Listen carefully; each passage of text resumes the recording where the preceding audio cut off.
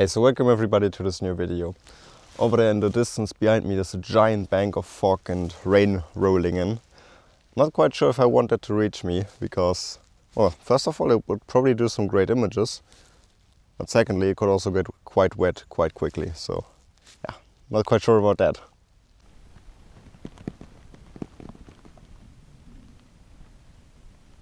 I'm framing up these three trees. What has caught my attention is, first of all, the texture. They are quite mossy, and especially because yesterday and earlier this morning it has rained quite a lot, so everything is just soaked and drenched in rain and yeah, very wet, very humid.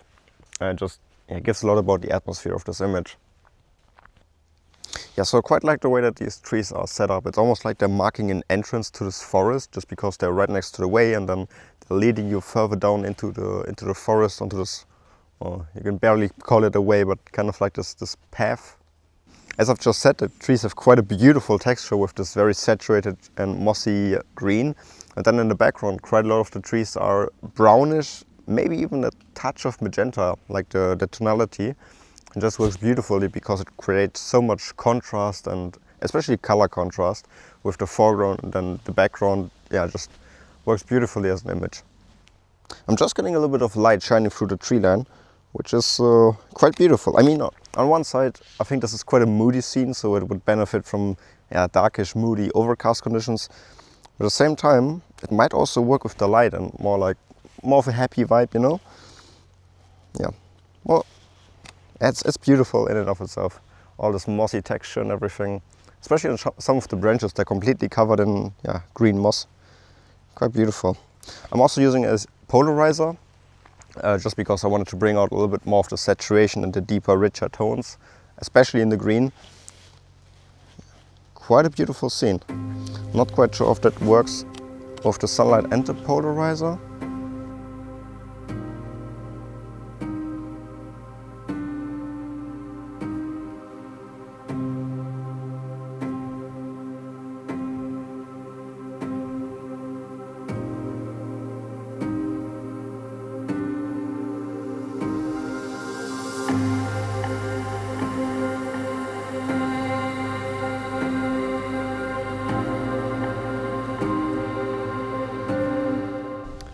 Wow, this is such a beautiful atmosphere. So I found this open spot over here, you could say, so you can see the tree line, I can see in the distance, and just very far over there, it's autumn colors, it's beautiful. And then there's a slight breeze on me, and it's just incredibly calm and super relaxing. And this is what I enjoy most about nature, like landscape photography. It's just like the atmosphere, the calm, the peace.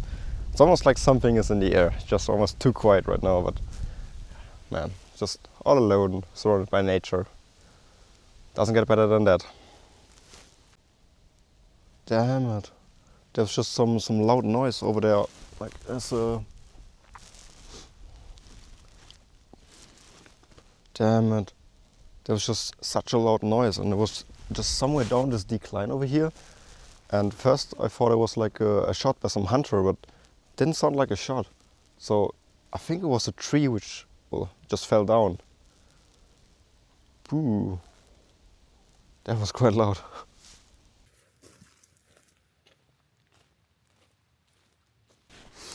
Alright, so after actually quite a long hike, I finally found a composition that I want to frame up, and we're getting quite creative.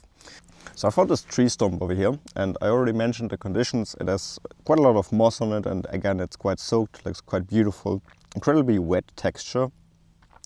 But then it has quite a lot of mushrooms growing on it. First of all, I have this one right over here, which is kind of like my main subject, the one in the foreground. Just because it's a single one and it's quite sticking out with its shape and the way it's growing. And then you have this whole family covering this whole tree stump of just like quite yellowish mushrooms. Yeah, it's quite cool. So I'm framing this up as a vertical, and I'm using some of the roots, which are covered completely in moss, as a leading line, leading towards the first mushroom over here, and then further up onto the tree, onto all the other mushrooms. What is also quite cool, down here I have a couple of spider webs, which have a lot of water droplets on them. So that, yeah, it just adds a little bit to the atmosphere and the overall mood of this image. Quite like that. I'm also going to focus tag this one just because I want the main mushroom to be sharp, but then also all the others. So I'm shooting at f13, gives me quite a good depth of field, and then I'm probably going to take like 3, maybe 4 exposures, and then everything should be pin sharp. Also, like somewhere in the background, someone is cutting off some trees with a chainsaw. That's interesting. So I took like 7 frames in order to be able to properly focus stack it, and I think it's going to turn out quite cool. I really like this atmosphere and the feeling that it translates, because all of the mushrooms, they're soaking wet and they have still some water from the rain on them, and yeah, it's just beautiful, quite cool. So while walking around here, I just found one more tree stump, which also has quite an interesting, well, let's say distribution of mushrooms. I'm not going to walk you through this whole image process again because it was very similar, but I'm going to put it on screen as well, so enjoy.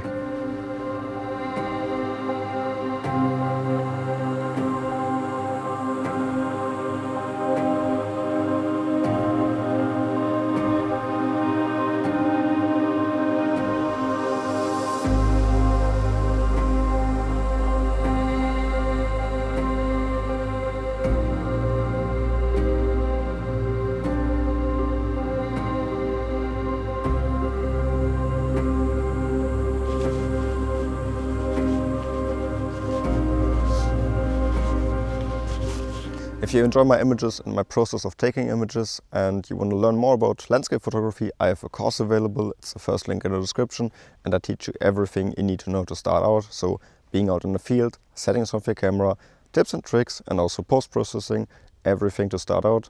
Check it out, you might be interested. Or if you just like my images, you may want to have some of them framed up on your wall as a print. I have quite a few available in different sizes and finishes. It's also in the description.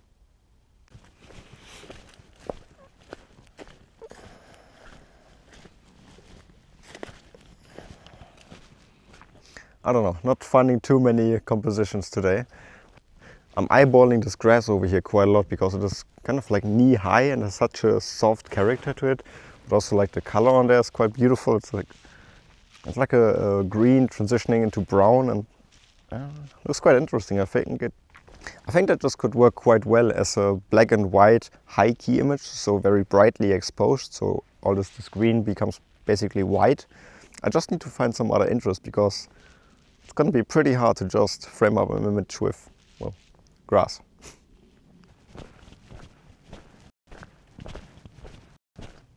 Now I just mentioned that for this image to work, I would need some subject or some context, something to actually catch your interest. And I found that in a couple of tracks right over here in the grass. And it's a beautiful S-curve, and it's leading around some of the trees into the distance, into the darkness kind of like of the forest. Amazing, I really like that.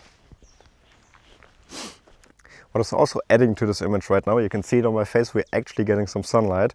So the foreground of my image is kind of like lit up and it's very bright white. And then it's just transitioning into darkness further into the forest. And it's a very soft transition. It takes a couple of meters just because the light is, well, getting weaker and weaker towards the end. And this is exactly where my leading line, this S-curve around the trees is leading to. So these two elements working together and really creating a transition from foreground leading into the background, and I think that's quite beautiful. And just by shooting it in black and white, it just takes away from all the distractions, just really makes you focus on the contrast, which is on one side the foreground, which is being lit up, then the background, which is quite dark, then you have the trees kind of sticking out, and then you have contrast in between the grass and then these S-curve, these tracks, because they are quite dark, so the contrast just makes them stick out. I'm not quite sure if I like the harsh sunlight that I have right now. Like, I think the ambient light was a little bit better just because the transition from the very bright foreground into the darkness was a little bit more subtle. It wasn't quite as harsh, so yeah, I'm gonna see in post. Maybe this one, maybe the other one. Now with sunlight on my face, like, share, subscribe, write a comment, this really helps the channel. If you want to see more of my videos, I have an on-location playlist in the description. Apart from that, thank you for the support and see you in the next one.